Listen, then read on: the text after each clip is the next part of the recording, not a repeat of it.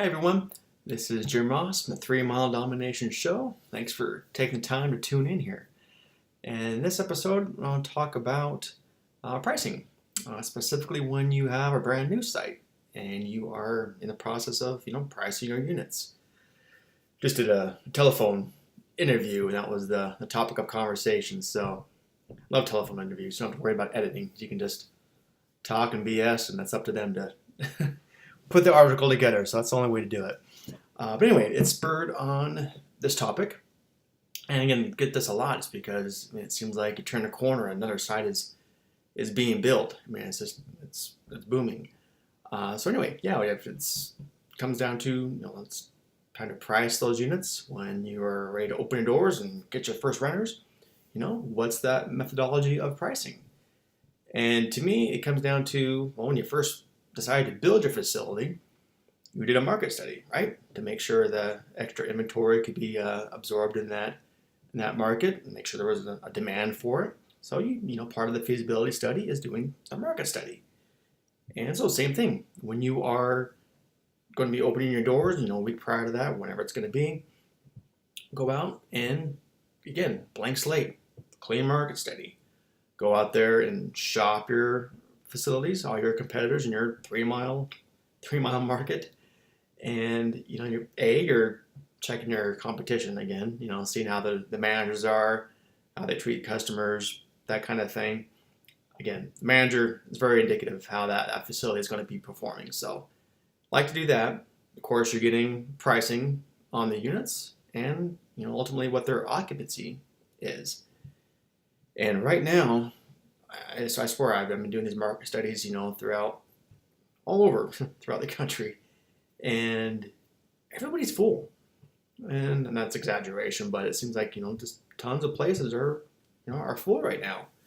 And so, especially if you are in that ideal spot of opening a brand new facility in a market where your competition is full, to take advantage of it. I mean, that's the ideal time of not just what everybody else is charging, and I'm gonna charge it. My rates will be the average of everybody, and I'll fit right in, and I'll be able to get the rentals. Screw that. I say if you're the newest in town, the cleanest in town, it's a clean slate. Everybody is full. Charge a premium. Of those units, go 10% above whatever everybody else is charging. You'll get it. A, because probably nobody else is. They're full, so you're the only game in town. Great, get those rentals. But B, again, you have the mentality of you can.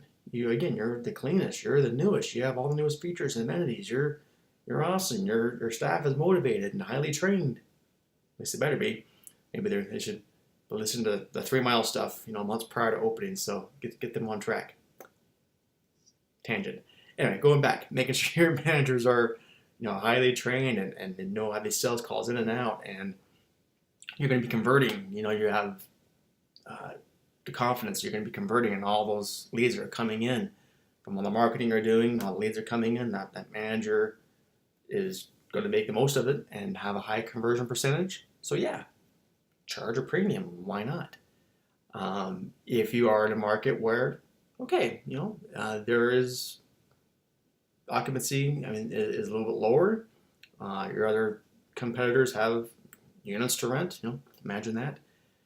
Okay, then I can kind of see. All right, not undercutting. Don't do that. Don't be the lowest of the market just because you're new and you need to rent your facility up. No, have more confidence in yourself than that. But I'm okay with charging whoever the highest is in your market, match them. Okay. That I can agree with. If you're a brand new site and there is vacancies in your target market, then okay, then you can just pick the one that has the highest rates in your market, match them, go from there. Secondly, another little revenue management tip is ideally when you're a brand new site, is having those premium units already set up in the system. So I'm talking about just doing a walkthrough, going through your site, and find those premium units that you like. The ones that are by the gate, the ones that are on end cap, so it's easy to get boats in and out of, for example. Units that are by an elevator, for instance. find those units. You're going to have maybe 15, 20, depends on your site, but find those units, mark those up 10% from your street rates. Perfect. There you go. We have a little bit of a tiered system going on there. But again, why not do it from the get-go? Why wait later on? And we'll keep going here. Why not? Speaking of waiting, way too often I see when it's a brand new site, okay, once we hit 75, 80% occupancy, 100% occupancy, I get that. Okay, then we're going to worry about, revenue management. Then we'll start worried about, raising our rates and the street rates, and then raising our customer rates. Why? just first day you're renting your units, put those systems and those procedures and those rules in place in your storage software. That's what it's there for, as long as your software is any good. The last trick there.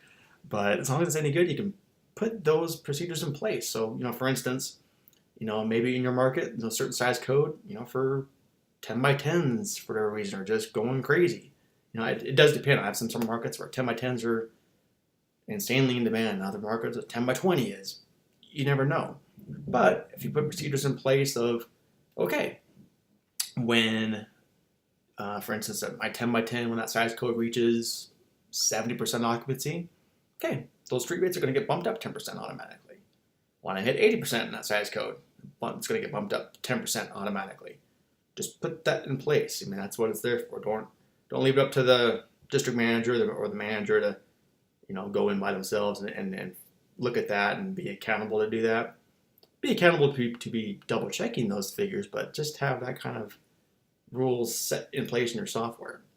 And then same thing when it goes to revenue management for your current customers.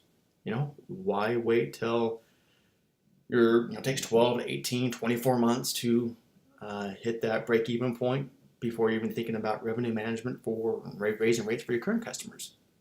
No, start from the very beginning. What difference does it make?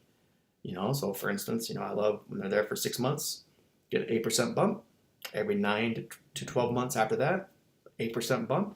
Cap it off at once that unit hits 20% above the street rate. Have to cap it off. Don't want to get too greedy here, but then have that's capped off at 20% above street rate. Again, just take 5 minutes and set it in your storage software. Set it and forget it, and you're going to make a lot more money in the process of while you are renting up versus just waiting until you're full and then, okay, now we're going to start thinking about revenue management. Doing yourself a very big disservice, and you're leaving a lot of money on the table.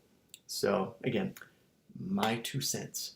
But anyway, that's something that was on my mind. So enough rambling here. Thanks again for tuning in. Again, all I ask is, if you're listening to this is free. This is, take it, run with it, have fun with it. But let me know you're listening. Give me a comment, give me a like, give me something. That's my pay. So if you can take 2 seconds and do that, I would appreciate it. So thanks a lot. Take care and see you next time. Thanks so much for watching. We love to give away free books that will help your self-storage business. To pick up your free copy of Self-Storage Domination, the actions you must take to dominate your competition, simply go to selfstoragedomination.com.